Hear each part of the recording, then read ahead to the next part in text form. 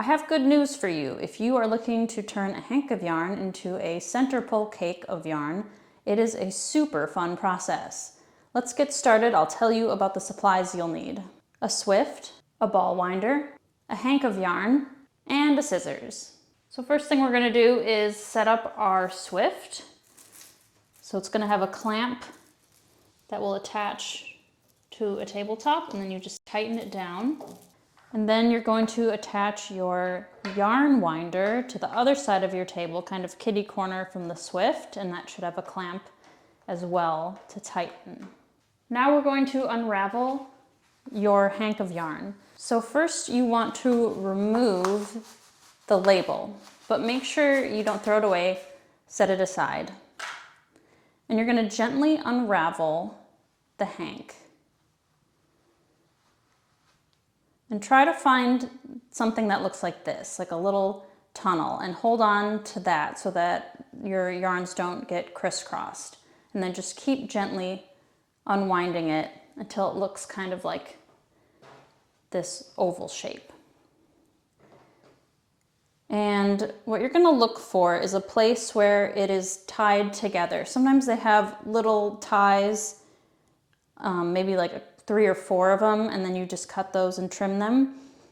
This one just has one tie right here, and it's the yarn ends knotted together. So take your scissors, be very careful not to cut the actual yarn. As you can see, you can't tell very easily, except that one is going horizontal against the vertical.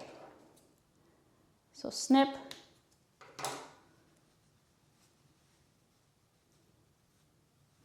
And unravel. And then you're gonna see that you have 2 loose ends. This one has the knot still attached. So I'm gonna snip that off. So then what you wanna do is kind of look for any places where the yarn might be twisted.